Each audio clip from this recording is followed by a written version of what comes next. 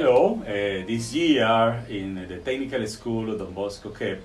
we had decided to do a change in the way we do the thesis. And one first was to reduce the use of paper because every year there were many copies, printing, etc. And then as we are working with the environment, so we decided that we had to use more the digital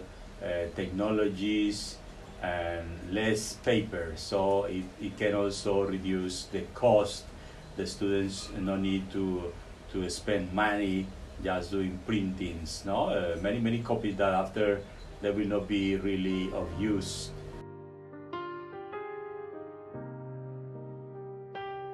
សម្រាប់សារណែរបស់និស្សិតនៅសាលាយើងឆ្នាំនេះគឺខ្ញុំមើលឃើញថាមានការកែប្រែឲ្យកាន់តែមានស្តង់ដារថែមមួយកម្រិតទៀតដោយសារតែយើងធ្វើសិភៅនិក្ខេបបទហ្នឹងទៅលើកម្មវិធី Google Drive និងដាក់ឯកសារយោងទៅតាមកម្មវិធី Zotero ការធ្វើបែបនេះគឺដើម្បីឲ្យនិស្សិតរបស់យើងយល់កាន់តែច្បាស់អំពីការប្រើប្រាស់ប្រព័ន្ធអ៊ីនធឺណិតសមស្របទៅតាមយុគសម័យថ្មីនេះ ក្នុងការធ្វើសារណារបាយការណ៍ចប់ឆ្នាំនៃឆ្នាំនេះក្ររបស់យើងខ្ញុំទទួលបានចំណេះដឹងថ្មីៗដូចជាការធ្វើការងារជាក្រុមការសិក្សាស្រាវជ្រាវតាមប្រព័ន្ធអនឡាញយល់ដឹងអំពីឧបករណ៍ចេះពីរបៀប config ការរត់តបណ្ដាញខ្សែភ្លើងខ្សែ network និងចេះដំឡើងឧបករណ៍ Wi-Fi ឲ្យមានដំណើរការគ្រប់គ្រងទៅលើក៏នឹងបណ្ដាញពីចម្ងាយបានផងដែរ ការធ្វើសារណារបស់ពួកគាត់គឺមានលក្ខណៈទម្រង់បែបថ្មីគេហៅថា standardized មានថាប្រព័ន្ធស្តង់ដាសារណាអញ្ចឹងពួកគាត់ជួបប្រទះនៅបរិបទថ្មីការធ្វើថ្មីហើយនឹងការស្រាវជ្រាវថ្មី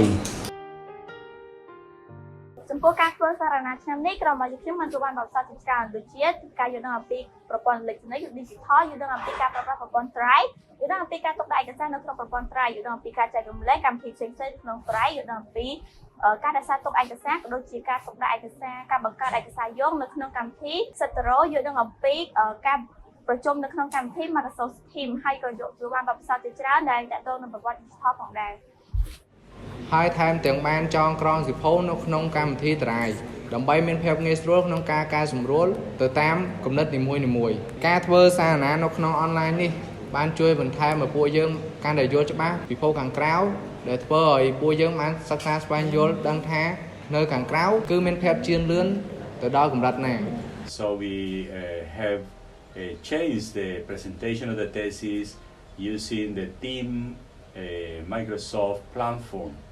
So the students presented and the teachers are also involved there to promote the online education. And then the students were very easy to use the technologies, we reduce the time, as well as our purpose is that the students of Don Bosco every time try to be more strict in the use of references, bibliography, reading more books, more material, and getting the skills for investigation and methodology. ដោយប្រើវេទិកា digital ដូចជា Google Drive សម្រាប់សរសេរបទពិសោធន៍ Don Bosco បានផ្អាកទៅលើការបោះពុម្ពសៀវភៅចំនួន 30 ក្បាលក្នុងឆ្នាំមុនសៀវភៅនីមួយៗមានច្រើនជាង 100 ទំព័របើសិនបើយើងមានបទពិសោធន៍ចំនួន 30 ក្បាលដែលមានយ៉ាងហោចណាស់ 100 ទំព័រសៀវភៅនោះមានន័យថាបោះពុម្ពចំនួន 3000 ទំព័រ 3000 ទំព័រនោះមានន័យថាសម្រាប់ប្រើប្រាស់នៅ 1/3 នៃដើមឈើមួយដើម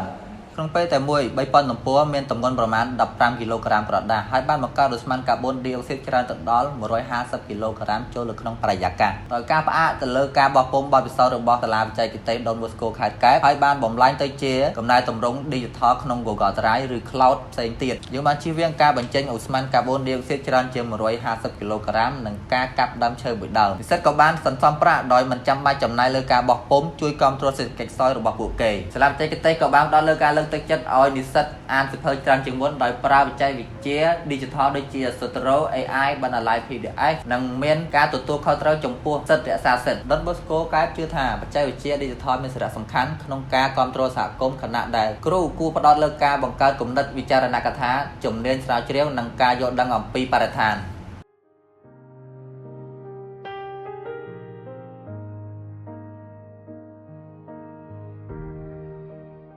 បន្ថែមពីនេះទៀតមានន័យថាក្នុងការធ្វើសារណាឆ្នាំថ្មីរបស់គាត់នេះមានន័យថាយើងអាចចូលកម្មវិធីសតរោ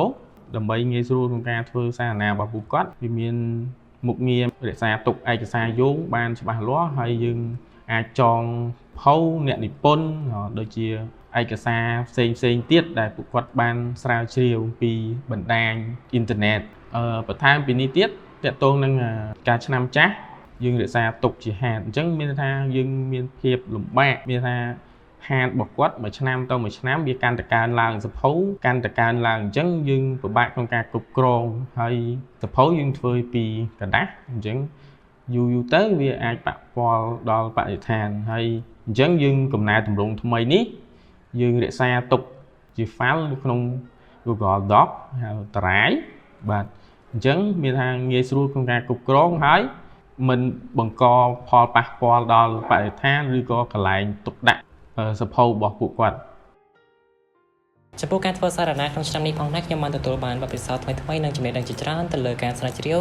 តាមប្រព័ន្ធអ៊ីនធឺណិតក៏ដូចជាការធ្វើសៀវភៅនៅលើ Google Drive ការប្រើប្រាស់ Zotero ក្នុងការធ្វើជាឯកសារយោងក៏ដូចជាការធ្វើវីដេអូ AI ផ្សេងៗផងដែរហើយខ្ញុំសង្ឃឹមថាខ្ញុំនឹងទទួលបានលទ្ធផលល្អនៅថ្ងៃខាងមុខ So I'm very proud of what we have done this year and then we start to create a process that can be replicated in all the schools in Cambodia. So using modern technologies, the digital technologies, preventing the high consume of paper as well as a lot of money that can be invested there, and then promoting the investigation skills for our young people. So Cambodia become a country where the people are very well prepared and the reading is high. So thank you very much for all the participants of this project. បំណងនៃគម្រោងដោយសារតែពីមុនក្រុមរបស់យើងខ្ញុំបានមើលឃើញថានៅសាលាបច្ចេកទេសដ៏មសូរថែបមានការប្រើប្រាស់គោលការណ៍មិនសមស្របដែលបណ្ដាលមានការខូចខាតទៅលើម៉ូទ័រនិងការខ្វះខាតទឹកជាញឹកញាប់ដោយនេះហើយទៅក្រុមរបស់យើងខ្ញុំសម្រាប់ចាត់ធ្វើការដំឡើងទូប្រព័ន្ធបញ្ជាម៉ូទ័រជំនួយទឹកធ្វើការឆ្លាស់វែងគ្នាដើម្បីជួយកាត់បន្ថយការខូចខាតម៉ូទ័រនិងបង្កើនការគ្រប់គ្រងទឹកផងដែរ